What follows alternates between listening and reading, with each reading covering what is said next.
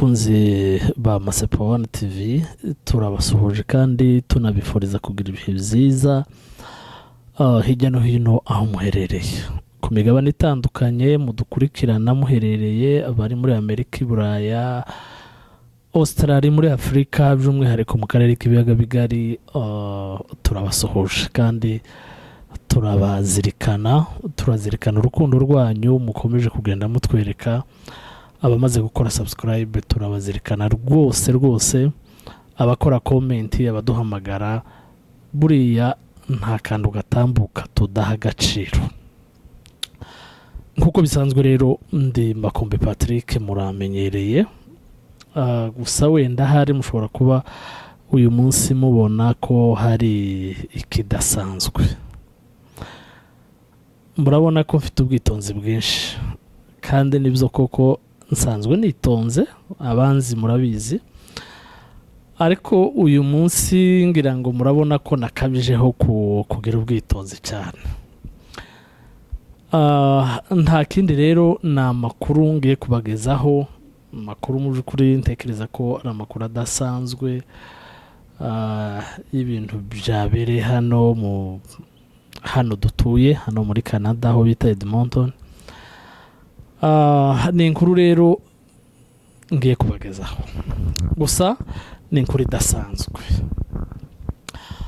Muti byagenze gute rero? Reka mbahe ikaze rero tubane muri aya makuru. Habaye ejo ku itariki 12 mu masaha ya saa 9,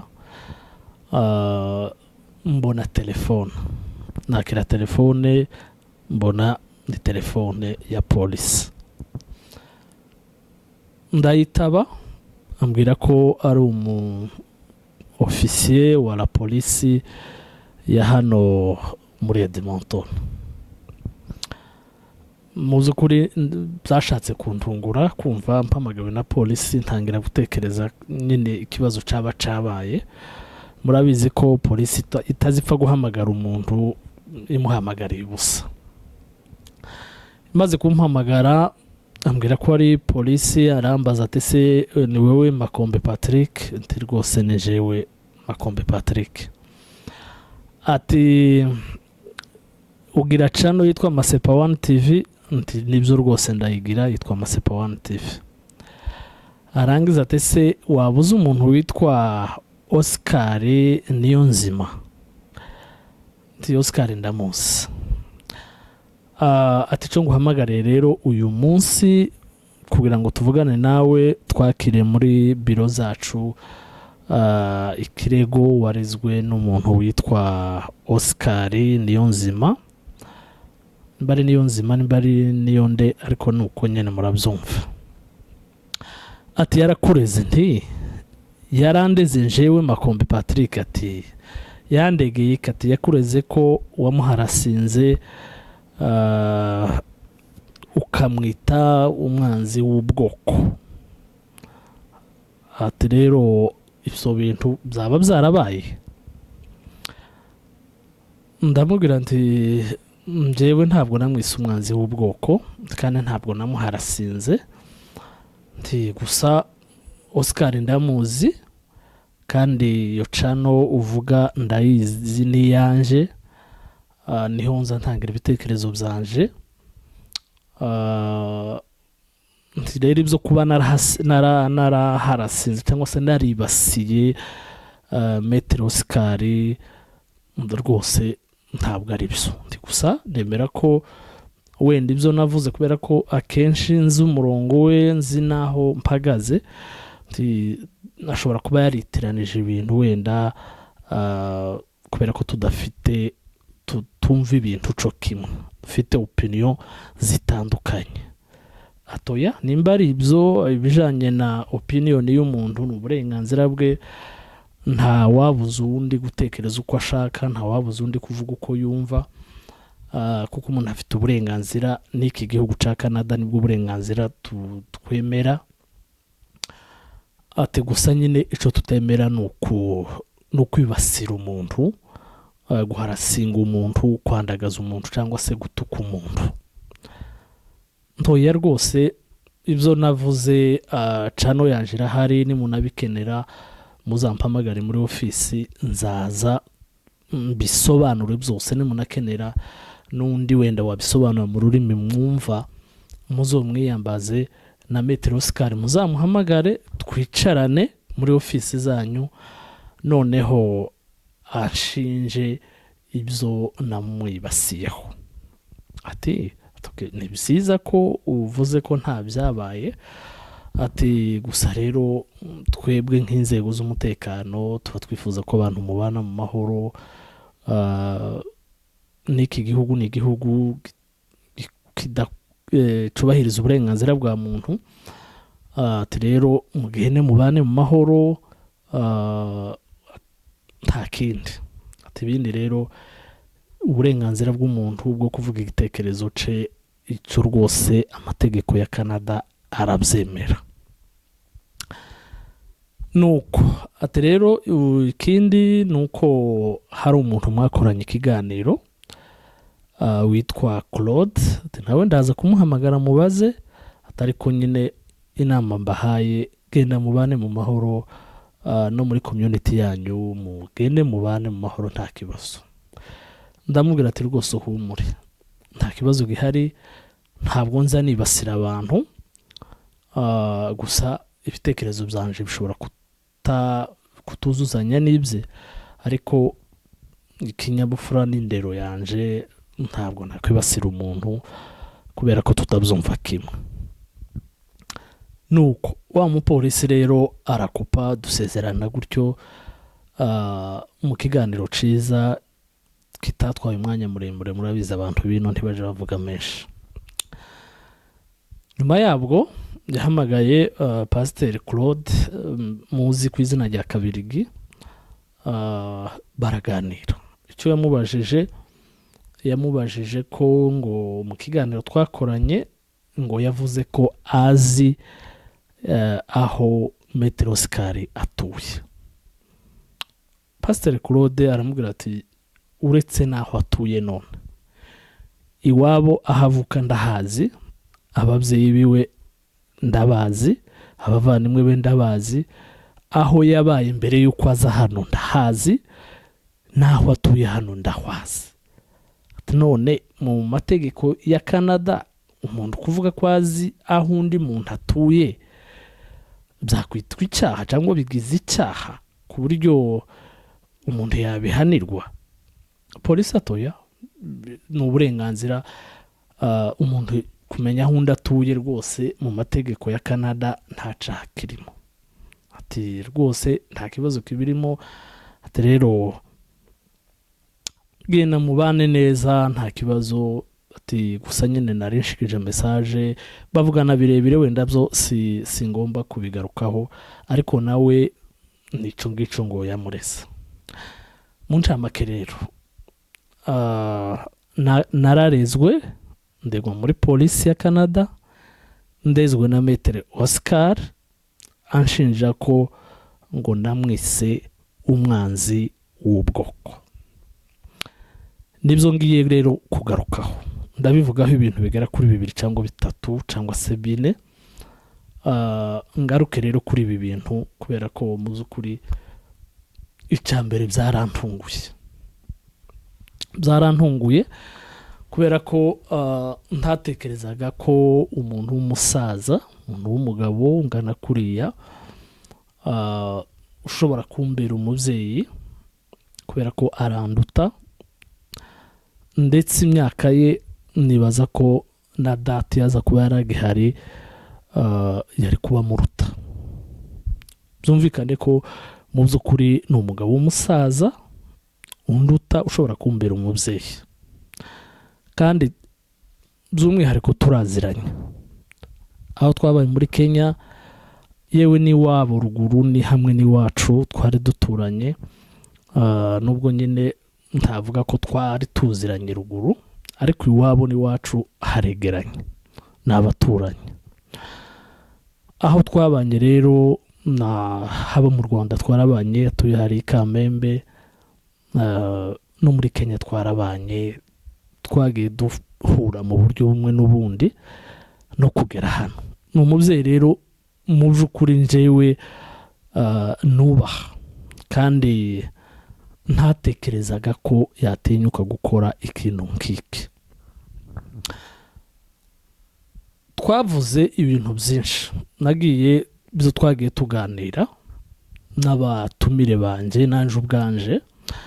Mu by'ukuri nirinze kwibasira Maître Oscar kubera izo mpamvu nari maze kuvuga. Ngenda nkoresha amagambo y'ikinyabupfura, amagambo yoroheje, amagambo mu by'ukuri arimo courtoisie mu rwego rwo kumuha agaciro afite n'imyaka ye.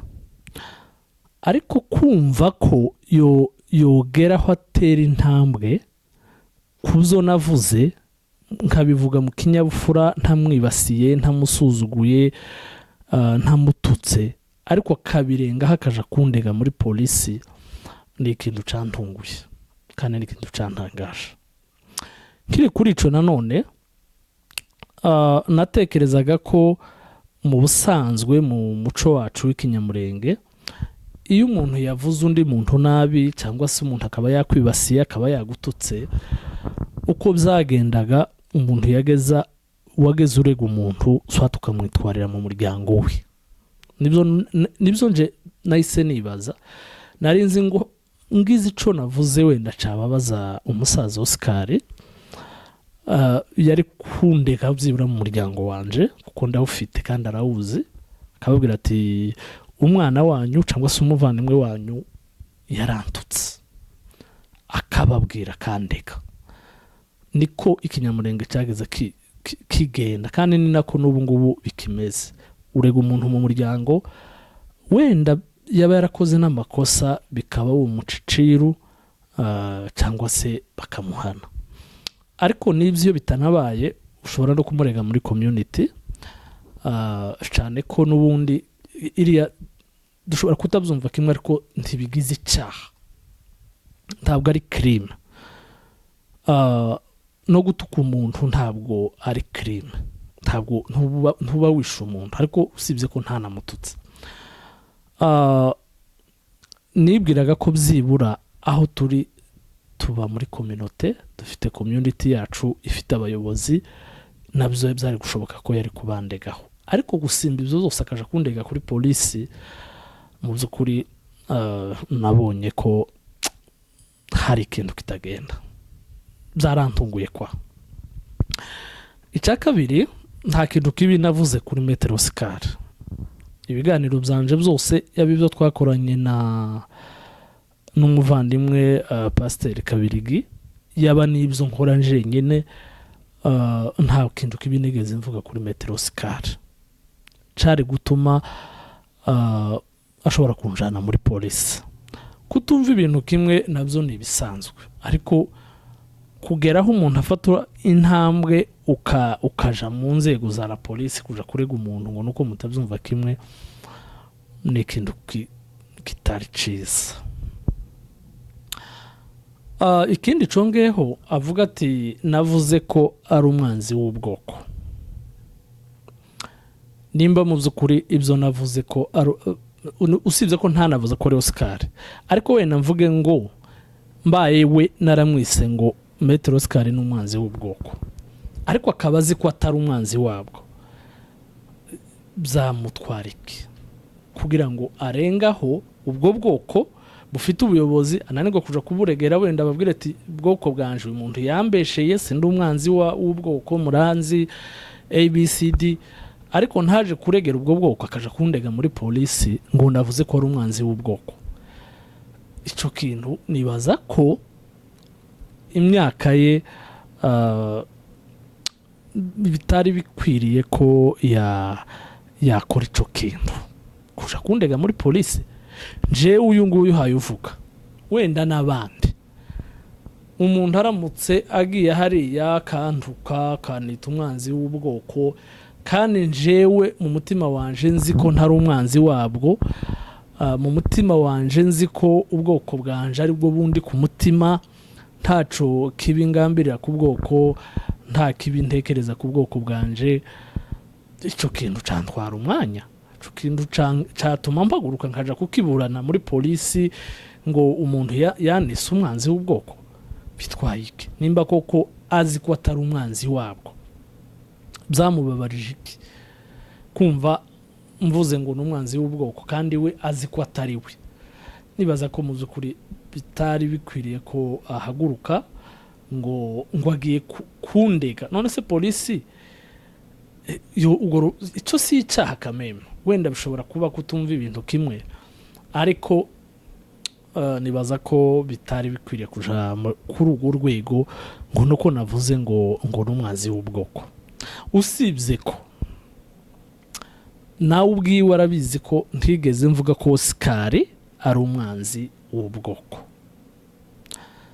ariko wenda reka noneho mbivuge muri ubu buryo n'ubu siwe navuze ariko mvuge wenda Akagara niko nigeze kuvuga nti Akagara buriya n'abanzi b'ubwoko nimba naravuze ngo na Akagara ubwo sinavuze Oscar kandi nimba Oscar ari we Kagara ubwo nyine nawe yaba yariteranije ibintu ariko rero nibaza ko wenda hari igihe umuntu yikeka amabinga wa mugani y'abakuru bazavuga ngo ahari umunyabibembe ngo ntawuze upfunya intoki wenda afite ibyo yikeka ariko nima ntacu yikeka ntacu yiyagiriza ahagaze kuba atari umwanzi w'ubwoko nukuri ntera akwiye kuja muri polisi ngo aje kundega anzize ikintu gitoya nkico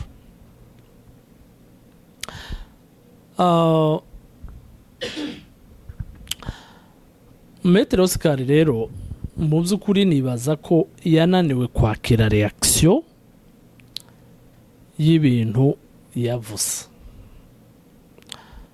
ibintu hariya abantu babivugaho gutandukanye bishobora kuba ari nabyo wenda byatumye bamuca kuko nubwo mpaye mvuga gutya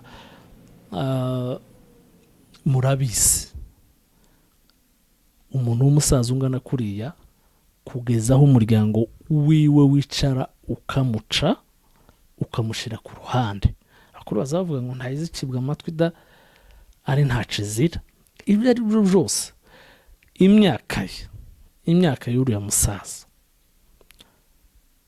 ntiyari ikwiriye ko yakwicarirwa n'umuryango kugezaho bamuha akato kiriya ni ikintu simbizi ko wenda abantu babyumva ariko jewe personnellement nibaza ko umuntu ugeze muri iriya myaka abageze igihe cyo kuba umuhanuzwa jambo mbwa n'abarundi kuba imfura y'umuryango yicara abantu bakaza kumusaba inama ugiye gukora ikintu cyose akaba yamwegera ati mbwira inama natekereje iki n'iki cyane ko yaranize afite n'ayo mashuri mu by'ukuri yarakwiye kuba ari we umuryango wubakiyeho ukamuzunguruka umuntu wese agakenera ngo amwisangeho umuntu wese agakenera ngo amwegere agire icyo amusoromaho musoromeho ubwenge musoromeho experience musoromeho amateka musoromeho ibintu bitandukanye niko byari bikwiye kugenda ariko rero kugezaho umuryango gushira ku ruhande ukaguca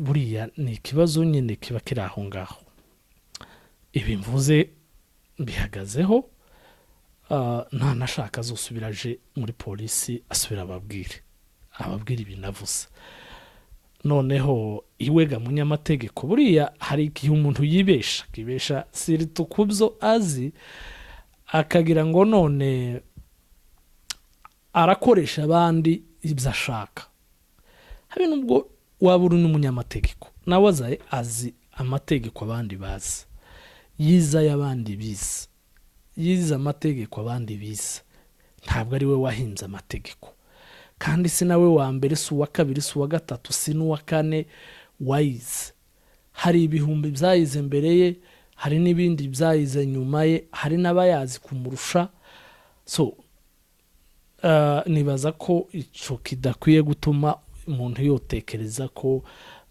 ngubwa z'amategeko ngo aracecekesha abandi cyangwa ngo aragenda ngo muri polisi. Iyi gasi polisi ya Kongo, polisi ya Kongo gayo isifi yuko baha kitu kidogo bagahimba amategeko, bagahimba ibimenyetso, bakababotera intambwe bakareta abantu, bagatangira gufunga abantu uko bishakiye. Ariko iyi ni polisi igendera ku mategeko. Nibi mvuga nubwo yo bifata byose akabiterwa akabijana ntibigize icyaha. Uko nukuri nta cyaha bigize cyo muri Canada, ni ibitekerezo byanje kandi bimvuga sintinya kubivuga, ndabivuga nimara mbishire hanze kandi nawe ziko bimugeraho. Noneho azasubira bijane, asubira ndeke, nibinageraho ashaka tuzohagerana. Nitugera mu mategeko tukaja mu rukiko, tuzaba turi kumwe. Wa mugaragu yabwiye wa mutware yabwiye umugaragu ati uyu munsi ndakugendesha shaho urarenda abwira umugaragu ngo aramubwira ati databuja turaba turi kumwe nawe, ahazonjana tuzaba turi kumwe nawe, ntabwo babinteye. Gusa icyo nabonye, icyo yaragendereye nuko nicyo nari mvuze, yananiwe kwakira reaction zimugana z'ibyo yavuze. Yarazi wenda hari kubizavuga komegwa mashina abantu bose, usibye ko nta nuwana bivuga, nta wavuga ibyo ushimisha abantu bose. Wabikura hewe waburi habe na perezida ugira abaje nama muri buri domaine, akaba perezida azavuga ibintu nanone byose ndibize bishimwa n'abantu bose kandi nawe arabizi. So nibaza ko none arico camunaniye, yumva abantu bamuvuze ati reka nje muri polisi ndebe ko no bakanga bagacicika hanyuma bakareka kumvuka. Uri byo ntibyashoboka. Ikindi ntekereza ko mbere yuko aja kundega yari no kubanza gutekereza biriya azavuga nima ntabwo yibasira. Hari ibyo yavuze ubwiwe warabizi, hari abantu bibasiye, hari abantu yavuze mu mazina, abashinja ibyo batakoze birenze kubita abanzi b'ubwoko, ibindi birenze ibyo. Nimba ari umunyamategeko iwe abo bandi bo yabibasiraga kubera iki? Kubera ko nimba uri umunyamategeko ukaba yazi mu by'ukuri, nawe yari kuvuga akagira ibyo asiga, akirinda kuvuga abandi, kuko hari abavuga, hari abo yibasira kuri social media ngusumba uko njewe namuvuze, kuko dayere njewe namuvuze mu kinyabufura cyose mugomba. Ariko iwe avuga abandi akabita bashahu, akabagerekaho ubwicanyi batakoze, murabyibuka sinenda kubigarukaho. Ariko uwo nguwo ngo niwe uhaje amategeko ngo njewe ngo bambaze ngo naramuharasinze kubera ko navuze ko ari umwanzi w'ubwoko, nimba atari we bimutwaye iki? Ikindi congeho azaho azavugira iriya cana azajaho, azi abo baza bayijanaho n'uburyo baza bibasira abandi bantu. Muribuka ejo bundi mugenzi we bari kumwe mu kiganiro buzuzanya, yibasira abayobozi bineza, abayobozi ba gakondo. Muribuka ibyo yabavuzeho. Uretse n'abariya abayobozi bacu ba Metre Nyarugabo, ba Excellence Ruberwa n'abandi, n'aba General Sematama, muzi byaza bavugaho, n'abagenzi be muzi byo baza bavuga. Niriya cano amagambo menshi muza mwumva y'abatumire bahaca ibyo baza bavuga. Nimba bari abantu baje bavuga biriya batarabiryozwa muri polisi, jewe wakoze ikiganiro kimwe utarana mwibasiye ngo ni jewe hajana muri polisi, yazabanje akajana abagenzi be birirwa batuka abandi bantu, azabanza abajane cyangwa byiburaga natanabajana azabagira inama we munyamategeko yazi, ababuze kuza bibasira abandi, ariko nimba bakijana bakicarana ku ntebe imwe bakibasira abantu bakabavuga mu mazina bakaba bita uko bashaka, ariko ngo njewe ngo karanjana muri polisi, ni ikintu giteye isoni cyane. Ikindi kandi biriya yakoze njewe mbifata ko yagiye gusa naho ankanga, ni nk'iterabwoba yagiye kunkorera, ati ninja muri polisi, polisi ikampamagara, irancecekesha, channel yanjye Masepa 1 TV barayifunga, barayifatira ingamba, barakora ibyo bashaka, atereka ngende nshiremo bwira bampamagare, ndikanga iki? Hari ikintu cyo kwikanga muri Canada? Wakwikanga ntiwishe umuntu, ntiwatutse umuntu, nta tegeko ry'igihugu wa viole, ngubwo polisi yaguhamagaye ngo irata umuntu yikanga? Cyangwa nceceke mbumba kanwa mvuge ngo polisi yarampamagaye ku bintu biri cipu ntakoze, ngo namwise umwanzi w'ubwoko? Icyo kintu rwose ntabwo kimakinga sense. Bakunzi bacu rero,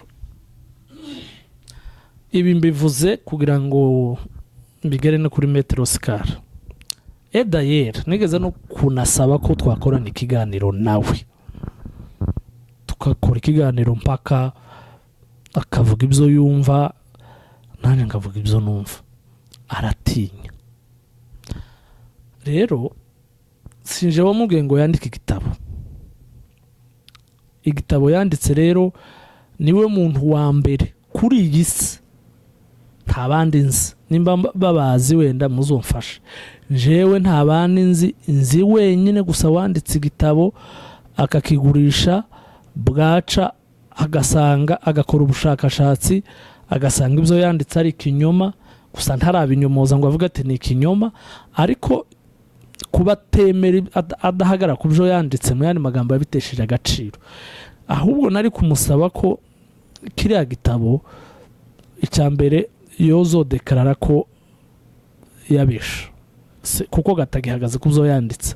Icya kabiri, azasubiza abantu amafaranga bakigusa, kubera ko sipozo ko yabagurishije ikinyoma, kuko ibyo yanditse nimba atakibihagazeho, mu yandi magambo yarabisha, mu yandi magambo yagurishije ikinyoma.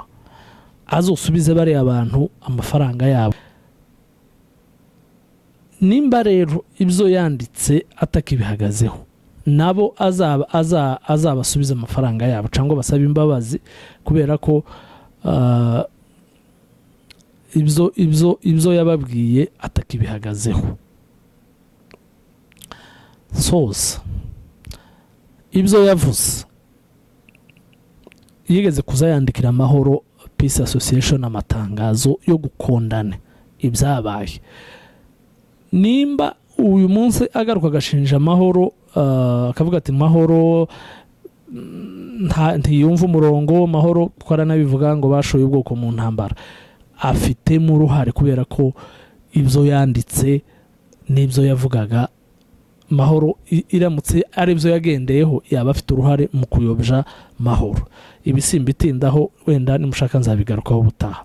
Gusa hari umuntu wigeze kunandikira muri komenti arambwira ati umuntu w'umugabo ungana kuriya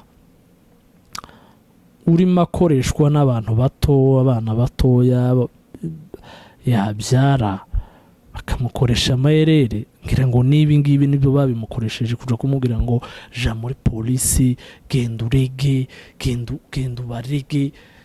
Ntekereza ko nabyo bashobora kuba barabimugiriye mu inama. Rwose muzehe, ndakubaha kubera imyaka undusha, ariko bagukoresheje rero, jewe nirinze kusa naho nsa n'uhangana nawe, kubera nyine impamvu natangiye mvuga, ariko kuba ugeze aho unjana muri polisi ukaja kundega muri polisi, uhagarare noneho duhangane nimba ari byo wahisemo. Iyo polisi ni polisi igendera ku mategeko. Ndabizi ko ntaco bazantwara, kandi njyewe ibyo navuze n'ubu nibyo ndangije kuvuga rwose ntaho nigeze nkwibasira, kandi nibi mbivuze kubera ko nshaka kugira ngo nsobanure ibyo navuze, kandi ibi ngibi ndabizi ko bikugeraho. Rero nuko niko ibintu bimeze. Bakunzi bacu rero, reka nsoze mvuga ko mu by'ukuri ntabwo ari byiza kubona ibibazo abantu barimo, ubwoko burimo, ngo natwe ubwacu duhindukire dutangire kuja kuregana muri za polisi n'ahandi. Ntabwo ari byiza pe, ntabwo ari byiza. Mureke dufatane mu nda, turwane urugamba twashoweho n'umwanzi wacu n'abarimo batwica. Naho ibindi byo kuja muri polisi, kuja kurega umuntu utarakuvuze nabi, utarakwibasiye, ntabwo ari byo rwose, ntabwo ari byo. Mugire ibihe byiza rero, Imana ikomeze ibarinde, mukomeze mugire ibihe byiza. Mwari kumwe na Patrick Makombe kuri Masepa One TV, amakuru n'ibiganiro nakagaruka.